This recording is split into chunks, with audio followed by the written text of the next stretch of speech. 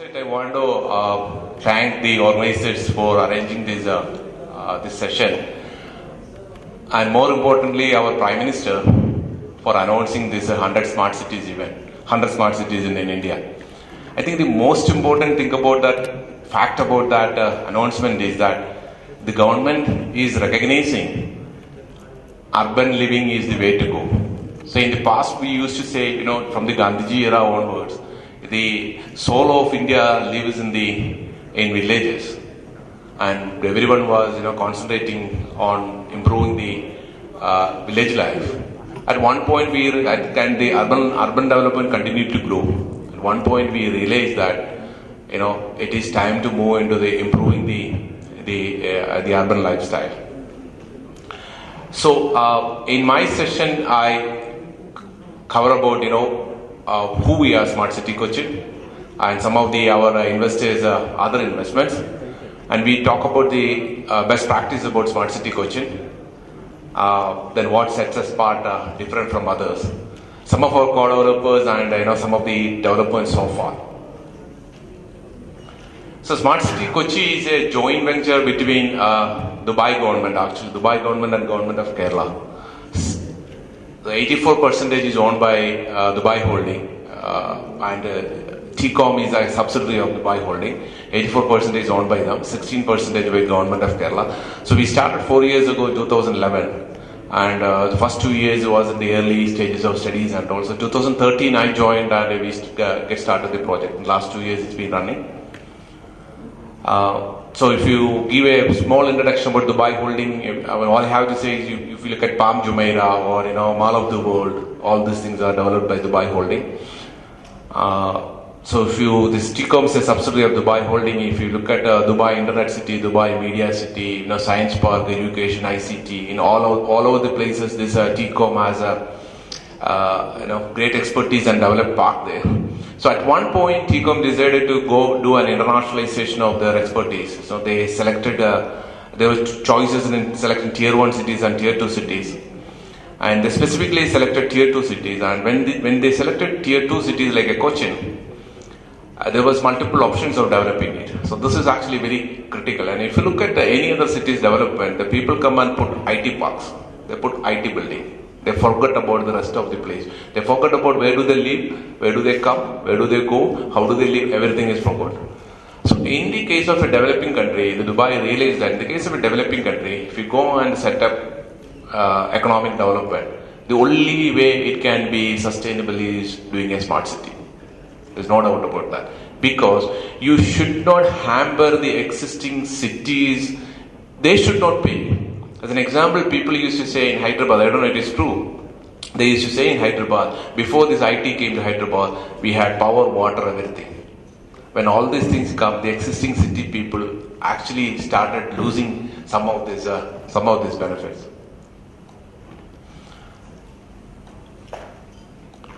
So the concept is to develop it as a walk-to-walk township. So when it's a walk-to-walk township, you have residential, school, colleges, apartments, retail, residential, everything is included in that. So we started 2 smart cities around the world. One is in Malta, which is south of Italy, and second is in Kochi. I'll skip that. So this is the master plan of Malta. What you see is on the master plan of Malta on the left side, and the right side is what we developed here. Again, this is very, very critical. I bring it up right now because Dr. Sudhir Krishna, when he was talking in the morning session, right, he was talking about smart city. The components of smart city would change from location to location. It's not a boilerplate implementation. You go and do these things. So this is a clear example of in Malta. If you look at, it's a very small country. So there, what we plan is only 5,000 jobs, but it's a tourist destination. So the design was in such a way that you have a large gathering area has been designed. So this is actually the destination for every people of Malta. They go weekends and evenings to this particular place, and you see it's a seafront development. So the first focus was to develop a large gathering area where 10,000, 20,000 people can accommodate. So the components of smart city varies from places to places. So in that aspect, what is these components we have selected? Okay, so So there are 3 points which we talk about, Sri Krishna talk about, mostly come from the sustainability aspect. So those 3 are, let me repeat it, it's economic sustainability. Any city you develop has to be economically viable. Second is social sustainability, and third is environmental sustainability. And I'm so glad that I'm speaking after the last session, because the last session there's some people talked very clearly about how technology come in there. So what happened when the smart city initiative was started, all the people, the technology people, hijacked the whole session, and it became it's something like technology alone. And now I'm very glad that the people from SAP and others, they clarified the technology coming as a horizontal across all this, and as an enabler to all these sustainability. So if you can very clearly go about economic sustainability, right?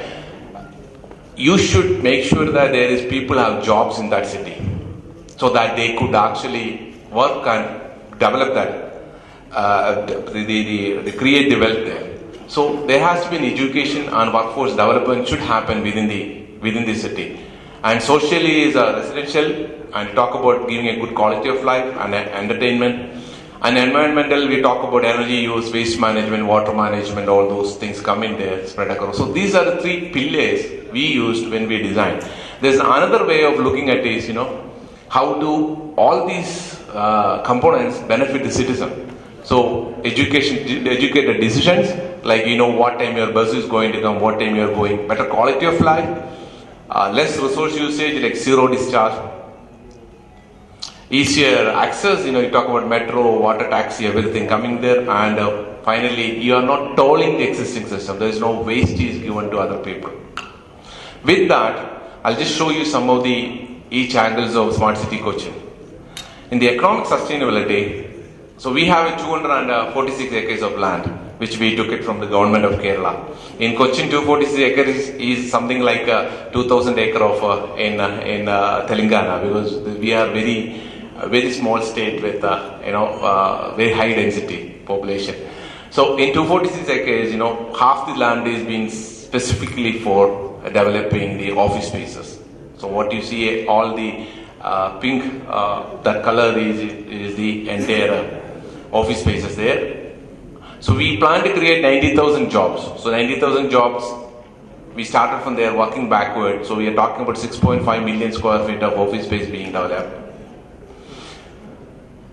In the case of social sustainability, you are talking about having mixed use development. You have schools there, space there, you have hotel, retail, everything is planned with the rest of the 240 acres, the half of the 50% of the land. So the other components in the social, the sustainability includes, walk to work space. We have a water body in between of the land, so we make sure that this bridge is connected there.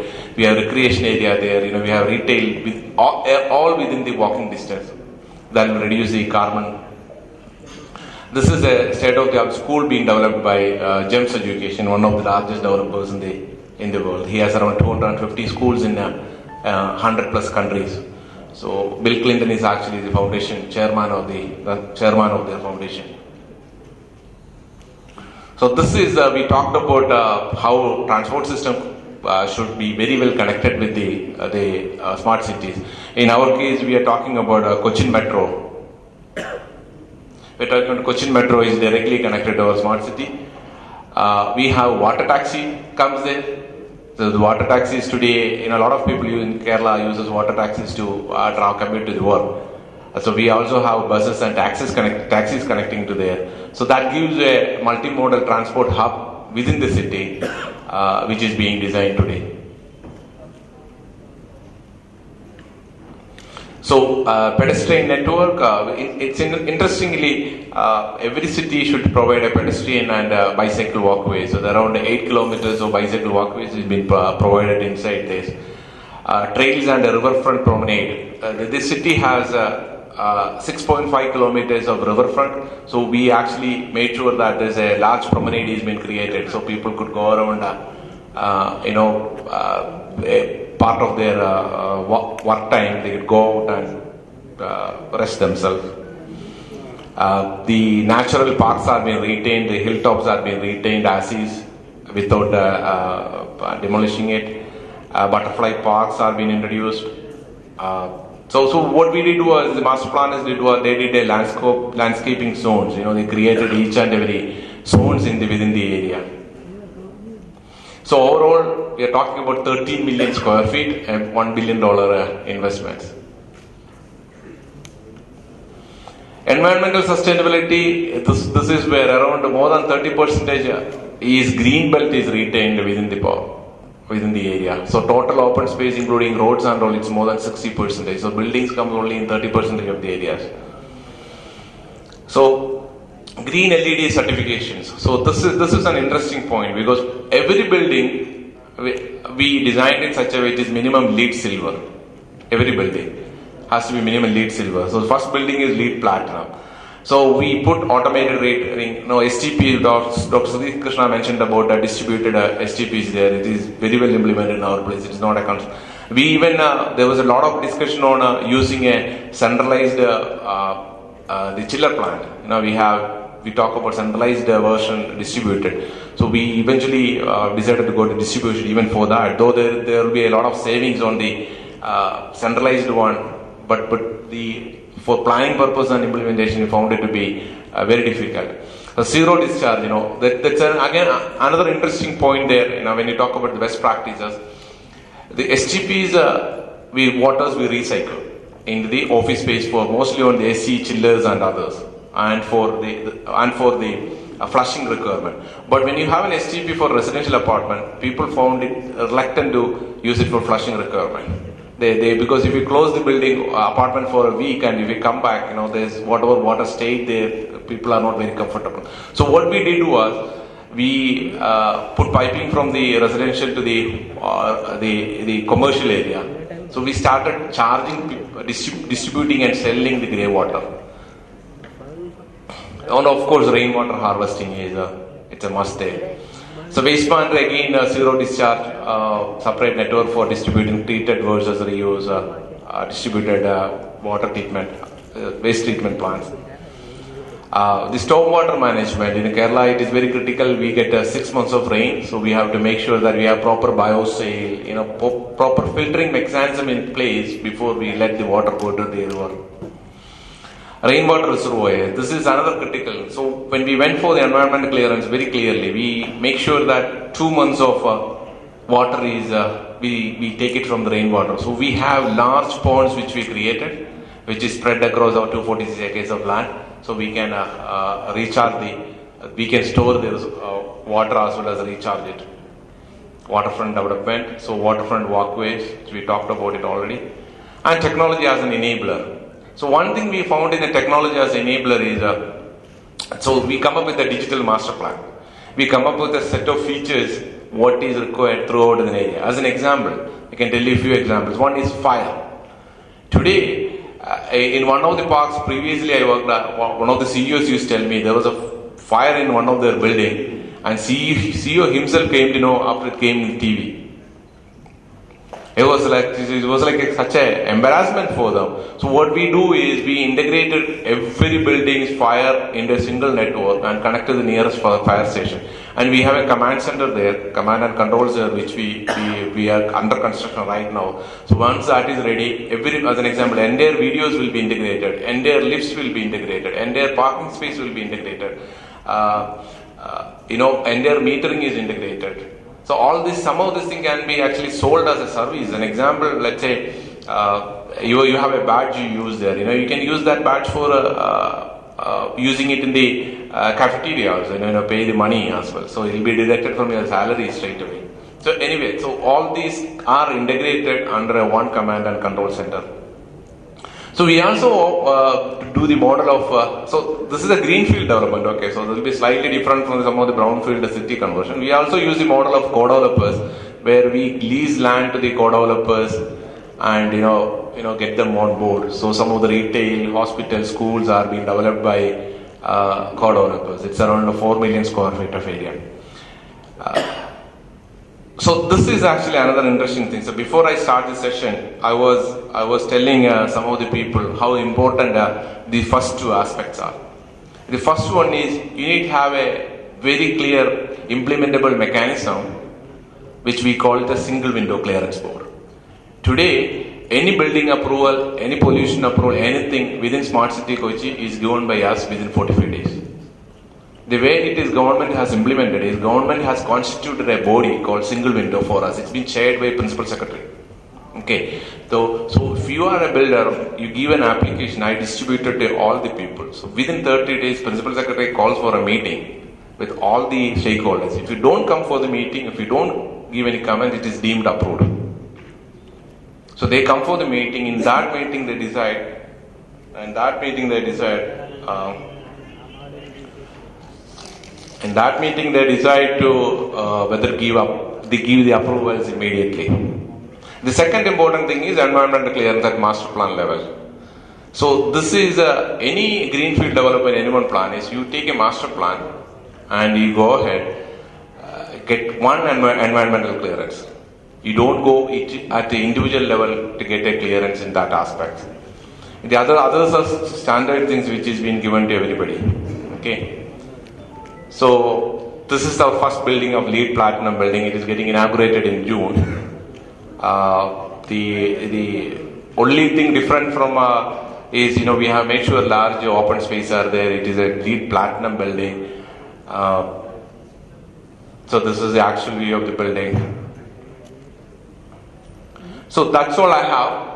I really thank you for the committee for inviting me and able to give you some. If you have any questions specific, I can answer that for in the next. Let's see. I have been given 15 minutes.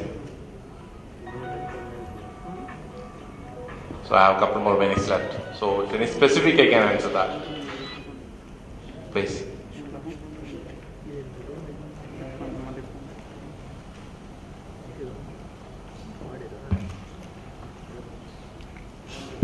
Sir, yes. This question is like the standards which you have adopted for this particular master plan. Is it developed within India or you have started external? So we had there are two people who helped us a lot. So one is our master plan, it's a B+H, their name. So they are based out of Canada. And the second is there's a synergy, there's a project management consultant. And third is our environment consultant, who is based out of Delhi. So these three people, together with our support from the Dubai, an expertise in developing this, we came up with the standards for developing this. Why I am asking this question? This is a question before any government, any state government.